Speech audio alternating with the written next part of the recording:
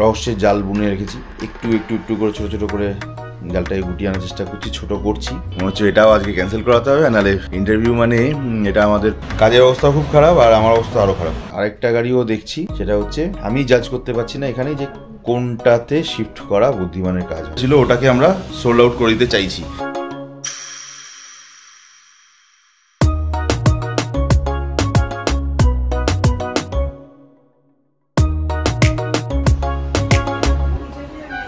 সাড়ে 7টা পুরো বাজে। সন্টু রেডি? 20 কিলোর এই বস্তাটা রেডি হয়ে গেছে। গিয়ে নড়তে পারেন ওটাকে নিয়ে। আজকে আবার সঙ্গে গিটার। তলায় উঠবি, 4 তলায়। এই যে করিস কে জানে। ওই ছেলেটা সবজি বেচছিল ভ্যানে করে। জামরুল, ঝিঙে না চিচিঙ্গা, কলমি শাক, পেঁপে, ফুলকপি পেয়েছি, নিয়ে নিলাম। পটলও আছে, সব দেশি জিনিস।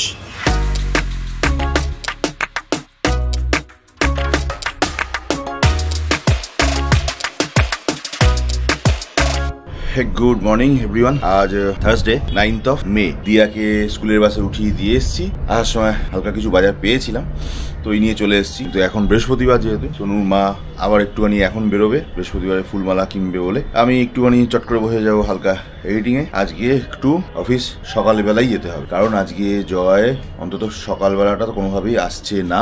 মেবি এমনও হতে পারে নাও আসতে পারে। তো সেই প্রিপারেশন মাথায় রেখেই আমাকে বেরোতে হবে। সারাটা দিন আজকে চাপে কাটবে। তার মধ্যে ভুল করে আজকেই আবার ইন্টারভিউর জন্য লাস্ট ডেটটা চেঞ্জ হয়ে পড়েছে। মনে হচ্ছে এটাও আজকে ক্যান্সেল করাতে হবে, নাহলে যে কি ইন্টারভিউ হবে সে তো আমি জানি। ইন্টারভিউ মানে এটা আমাদের প্রিন্টিং এর একটা ম্যাগাজিন বেরোয়, প্রিন্ট উইক বলে, মানে এই industry one of the renowned magazine এটা।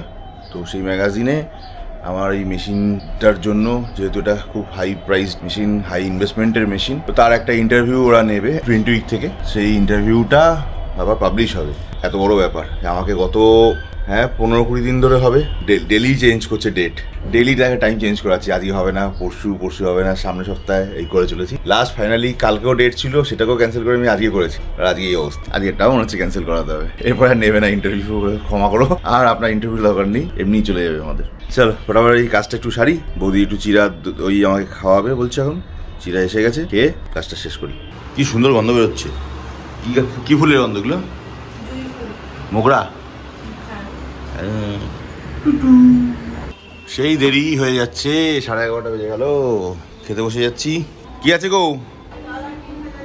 ডাল আর ডিম ভাজা। ঠিক আছে, কোনো অসুবিধা নেই। তাড়াতাড়ি খেয়ে দে পালাই। মেয়েটা ওখানে একা আছে, জয়ের এখনো ঢোকেনি। আজকে চান্সও খুব কম আসার।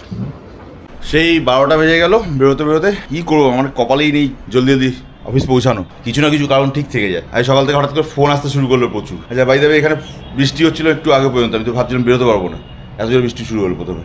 তো সকাল থেকে ফোন আসতে শুরু করলো হঠাৎ করে বেশি। যে জেনারেলি এই সময়টা ফোন আসে না, 10টা থেকে 12টার মধ্যে ফোনটা খুব একটা আসে না, কিন্তু আজকে এসছে। তার একটা অন্যরকম রিজন আছে। আমাদের আগের যে ছোট মেশিন একটা ছিল, এখন হিসাব করলে 3 নম্বর মেশিন এটা বড়টা। তো তার আগে ফার্স্ট যে মেশিনটা ছিল ওটাকে আমরা সোল্ড আউট করে দিতে চাইছি।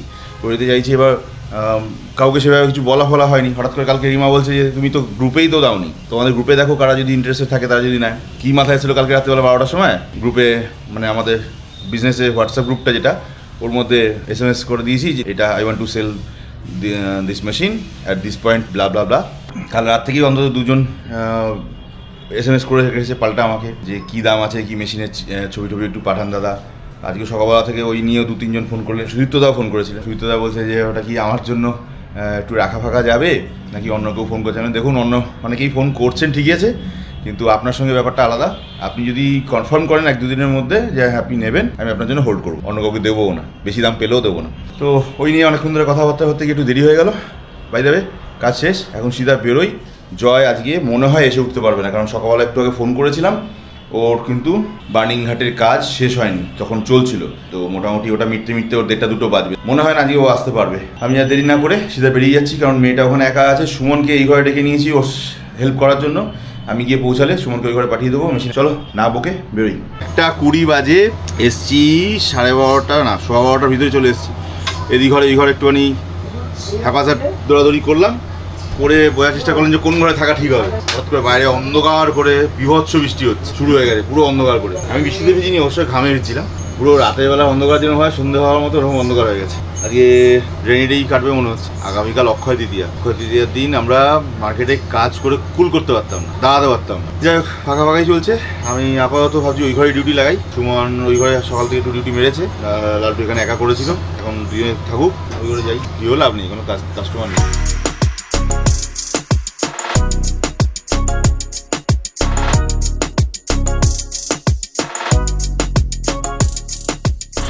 আটটা প্রায় বাজে, তো সকাল থেকে অবস্থা খুব খারাপ, কাজের অবস্থা খুব খারাপ, আর আমার অবস্থা আরও খারাপ। না দুবেলা ঠিক করে খাওয়া দাওয়া হয়েছে, জয় আসেনি, ছুটিটাও তাড়াতাড়ি বেরিয়ে গেল, 6টার আগে বেরিয়ে গেছে। যদিও প্রেশার কম ছিল, কিন্তু তবুও কাজ তো কাজই, যেটা দুজনে ভেঙলে হয় সেটা কি একা হয়। খিদে পেয়েছিলো, কোনো রকম ওই স্ন্যাক্স জাতীয় কিছু একটা আনালাম, ওই কর্ন প্যাটিস টাইপের কিছু, ওই এনে খেলাম। ওদেরও আনিয়ে দিয়েছিলাম টিফিনের জন্য একবারে। এদিকে সেই সকাল থেকে যে বৃষ্টি শুরু হয়েছে, থামছে হচ্ছে, এখনও বাইরে বেশ জোরে বৃষ্টি হচ্ছে। আমিও যেহেতু সেখান থেকে বেরোতে পারলাম না, কোনো মিস্ত্রি জোগাড়ও করতে পারিনি আজকে সারাটা দিন। ওই ঘরের সেটিংটা যে করে রাখবো সেটার কোনো উপায় তৈরি হলো না। দেখি একজনকে ফোন করে রাখি, যদি কালকে অন্তত সকালবেলার দিকে কাঠের মিস্ত্রিটাকে পাওয়া যায়, তাহলে ওকে দিয়ে অন্তত জিনিসটা বানিয়ে রেখে দিতে পারবো। শনি রবিবার দিনকে তাহলে মিস্ত্রিরা হাত দিতে পারবে। Let's see. পুরো 9টা বাজে, বেরোবো। আজকে আর জিএসটি বিলের চক্করটা এখন আর করিনি। সকালবেলা অনেকটা টাইম ফাঁকা ছিল আসার পর, আমি এসেছিলাম অনেক তাড়াতাড়ি, তখনই ব্যাপারটাকে শর্ট আউট করে নিয়েছিলাম যাতে বেলায় পড়ে না থাকে কাজটা। প্রতিদিন রাত্রিবেলা আমারও দেরি হয়, আমার জন্য লালটুটারও দেরি হয়। কাল থেকে একটু তাড়াতাড়ি আসতে পারলে বিলটা বেলার দিকেই করে রাখবো। মনটা খুব ডিস্টার্ব হয়ে আছে, কেন জানি না, বুঝতে পারছি না। হয়তো অবচেতন মনে কোনো একটা প্রবলেম রয়েছে, সেটা বুঝতে পারছি না। সেই জন্য সানডে অবধি কাজটা না করালে শান্তি পাচ্ছি না মনে। আজকে লোকজনও জোগাড় করতে পারলাম না, তার মধ্যে পড়ে গেলাম একা। রোববারগুলো কাজে না লাগাতে পারলে আর কোনো মাঝখানে কাজ করার সময় থাকে না, সুযোগ থাকে না। চলো আপাতত উপরা নাম নিয়ে বেরিয়ে পড়ি এখান থেকে। বাজে 9:05।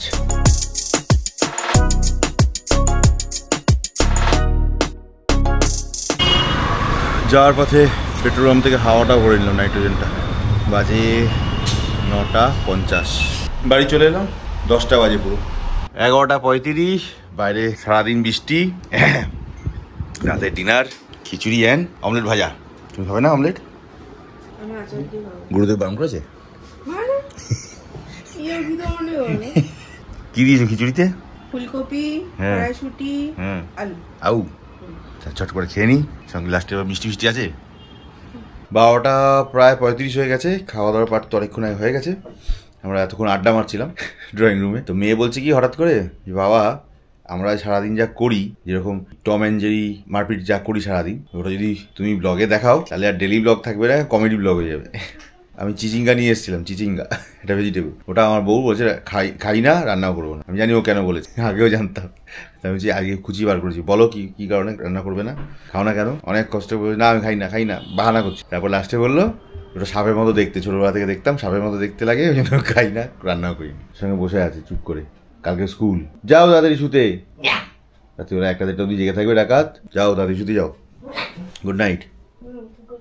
দিনটা যে এমনিই গেছে পুরো 12টা বেজে, বৃষ্টি ধোয়া টাইপের হয়ে গেছিলো। সারাদিনে কাজের কাজ কিছু হয়নি, কাজও সেরকম কিছু হয়নি। অ্যাজ সাচ রেনোভেশনের জন্য যা প্রয়োজনীয় ব্যবস্থা নেবো ভেবেছিলাম, সেগুলোরও কোনো ফ্রুটফুল কিছু হয়নি। যে কাঠের মিস্ত্রিটাকে, ওকে ফোন করে যাচ্ছে শুভদা, কয়েকবার ফোন করেছে, ও ফোন ধরে না, রিং হয়ে যাচ্ছে। কি হয়েছে ভগবান জানে। দেখি কালকে যদি যোগাযোগ করতে পারি, নাহলে কিন্তু খুব মুশকিল হয়ে যাবে কাল পরশুর মধ্যে না করে নিলে। আর আশেপাশে বেশ কিছু লোকজন না, মানে ইচ্ছাকৃতভাবে পায়ে পা দিয়ে ঝগড়া করার চেষ্টা করছে। শেডটা কারোর কোনো অসুবিধা হওয়ার কথা নয়, তা সত্ত্বেও শেড নিয়ে বাহানা তুলছে। গলিতে আমি একটা ছোট বেঞ্চি রাখতাম দোকানে, ঠিক একদম গায়ে লাগিয়ে সামনে, ওটা এখন নাকি নতুন করে অবজেকশনের কারণ হয়ে উঠেছে। যাই হোক, মানে এই নিয়ে শুধু আর্গুমেন্ট হচ্ছে আর কি। ইচ্ছাকৃত পায়ের উপর পা দিয়ে লোকে ঝগড়া করতে চাইছে আর কি। কোথায় সমস্যা, কোথায় বাজছে, কি কারণ বোঝা খুব মুশকিল। হোয়াটএভার, দেখো যার গায়ে লাগবার, গায়ে শত্রু হিসেবে নেওয়ার আমাকে নিতে পারে, কিছু করার নেই। মিত্র হিসেবে নিলেও আমি আছি। বাকি রইল সারপ্রাইজের কথা, যেটা কালকে ভিডিওতে বলেছি। সারপ্রাইজটা বলবার মতো স্টেজ তৈরি হয়নি, আর 1-2 দিন গেলে আশা করি একটা বলবার মতো জায়গা বা পরিস্থিতি তৈরি হবে। আচ্ছা, সারপ্রাইজটা ঘোষণা করার আগে, যে গাড়ি নিয়ে কিন্তু আর কোনো রকম কোনো কমেন্ট আপনাদের কাছ থেকে, কারোর কাছ থেকে আমি এখনো পর্যন্ত আর সেভাবে পেয়ে উঠলাম না। যা প্রথম দিকে এসেছিলো সেগুলোই আমি কি ধরে নেবো আর কেউ কমেন্ট করবেন না, কমেন্ট আসবে না এই গাড়ি সম্বন্ধে? Please suggest me and please suggest me. আমি আপাতত গাড়িকে কনসিডারেশনে রেখেছি। একটা হচ্ছে টয়োটার হাইলাক্স, যেটাকে আমি বুক করে রেখেছিলাম। হ্যাঁ, আজকে আমি রিভিল করছি। আমি টয়োটা হাইলাক্স বুক করে রেখেছিলাম আজ থেকে প্রায় 6 মাস আগে। 50,000 টাকার অ্যাডভান্স দিয়ে বুক করে রাখা আছে। বাট ওরা আমার একটা ডিজায়ার রেট ছিল, সেই রেটে মিট করে দেবে এর কথা দিয়েই বুকিংটা নিয়েছিল। বাট এখনো পর্যন্ত ওরা সেই রেটে দিয়ে উঠতে পারছে না। আমার আস্কিং রেট ছিল 33 lakhs এক্স শোরুম, আর ওরা লাস্ট এসছে আমার জন্য 35 প্লাস ট্যাক্স ফ্যাক্টরস যা যা আছে সেগুলো। রেটটা অনেকটা বেশি হয়ে যাচ্ছে। আমি নো ডাউট জানি গাড়ি অসাধারণ ভালো, খুব ভালো, মারাত্মক কেপেবল, কিন্তু একটা ফ্যাক্টর হয়ে দাঁড়াচ্ছে যে হাইলাক্সটা 5 সিটার কার, বাকি পিছনে যে ডালাটা আছে ওটাকে মডিফিকেশন করাতে বেশ ভালো টাকা খরচা হবে, অন্তত 10 লাখ টাকাও কিচ্ছু না ওটার জন্য। ইন দ্যাট সেন্স ওটা খুব একটা রিল্যাক্সেবল হবে কি না সেটাও একটা ডাউটফুল কেস। আর লং জার্নিতে দেখুন, ঘটনা হচ্ছে মেনলি কেন হাইলাক্সটাকে আমরা ইউজ করতে চাইব, 4x4 মেনলি টিপিক্যাল 4x4 কেন ইউজ করতে চাইব না, খুব টাফ টেরেন লাইক সান্দাকফু উপরের দিকে ওঠার সময় যে কিছু জায়গা আছে বেন্ডগুলো থাকে, আপনার 4x4 হলে বেশি অ্যাডভান্টেজ পাওয়া যায়। তার মানে এই নয় যে গ্রাউন্ড ক্লিয়ারেন্স উঁচু থাকা সত্ত্বেও এবং 1500 সিসির উপরে গাড়ি থাকলে আপনি গাড়ি চালাতে পারবেন না, ডিপেন্ডিং টোটালি আপন ইয়োর ড্রাইভিং স্কিল। তো সেই সেন্সে যদি বলেন তাহলে 4x4ও আপনি চালিয়ে উঠতে পারবেন না যদি আপনার ড্রাইভিং স্কিল ভালো না থাকে এবং ড্রাইভিং এক্সপিরিয়েন্স না থাকে পাহাড়ে, বিশেষ করে খাড়াইতে। সেই সেন্সে হাইলাক্সের 4x4 এর নিডটা হয়ে দাঁড়াচ্ছে কোথায়, যদি আমি টোটাল স্প্যানটা ধরি, বাড়ি থেকে সান্দাকফু যাওয়া এবং সান্দাকফু থেকে বাড়ি ফিরে আসা অবধি টোটাল স্প্যানটাকে যদি 100% ধরি, তাহলে খুব বেশি হলে হয়তো 1% টাইমে আমার 4x4 এর একটা নিড হতে পারে। জরুরি নয় যে 4x4ই লাগবে, ওইখানেই বলছি depend on your driving skill. যদি আপনার ড্রাইভিং স্কিল খুব ভালো হয়, এক্সপিরিয়েন্স হন, সাহস থাকে এবং উপস্থিত বুদ্ধি থাকে, তাহলে 4x4 ছাড়াও আপনি আরামসে ব্যাপারটাকে ট্যাকেল করতে পারেন। কিছু রেয়ার টেরেন থাকে যেখানে 4x4 ছাড়া সত্যি গাড়ি চালানো যায় না, সেটা আলাদা জিনিস। বাট বাদ বাকি যে ট্রাভেলিং 99% টাইম, সেটা কিন্তু বেশিরভাগটা হয় হাইওয়ে, সিটি এবং গ্রামের বা পাহাড়ের মাঝখান দিয়ে চলা রাস্তা, যেটা খুবই নর্মাল ক্যাপেবল 2000 সিসির এনি কার, ইভেন 1500 সিসিরও অ্যাবভ এনি কার আরামসে ট্যাকেল করতে পারে। অন দ্যাট নোট আমি হাইলাক্সটাকে কনসিডারেশনে রেখেছি, বাট ক্যান্সেল এখনও করিনি। বাট এর সঙ্গে আমি টয়োটার আরেকটা গাড়িও দেখছি, সেটা হচ্ছে ইনোভার হাইব্রিড মডেলটা, পেট্রোলে। ওটা গাড়িটা দেখতে আমার ভালো লাগছে না, বাট আমি ওর প্র্যাকটিক্যালিটি যেটা সেটার উপরে জোর দেওয়ার চেষ্টা করছি, সেই জন্যই ওটা কনসিডারেশনে আছে। আর একটা গাড়ি হচ্ছে মাহিন্দ্রার স্করপিও এন নতুনটা, 4x4টা।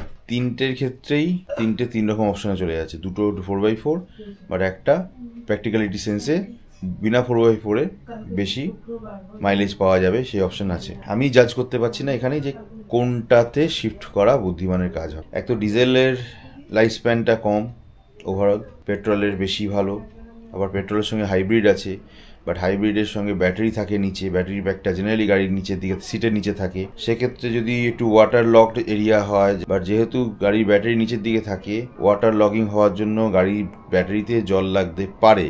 সেটা কতটা তারপরে গিয়ে ক্যাপেবল থাকবে সেই জায়গাটায় আমার কিন্তু একটু ডাউট আছে। তো এইগুলো সব মিলিয়ে 2-3টে পয়েন্ট মিলিয়ে আমি একবার ভাবছি এটাতে, একবার ভাবছি এটাতে, একবার ভাবছি এটাতে। রহস্যের জাল বুনে রেখেছি, একটু করে ছোট করে জালটাকে গুটিয়ে আনার চেষ্টা করছি, ছোট করছি। ফাইনাল ডিসিশন নিলে অবশ্যই আপনাদের সঙ্গে জানাবো কোনটা নিচ্ছি, কি করছি। সারপ্রাইজ ওটাই হবে। এসির কাজটা কমপ্লিট করি এই রোববারের মধ্যে, তারপরে ওটা নিয়ে ভাবনা চিন্তা করবো, আপনাদের সঙ্গে শেয়ার করবো। চলো এ পর্যন্তই। Good night, stay healthy, stay fit and stay connected. Bye by.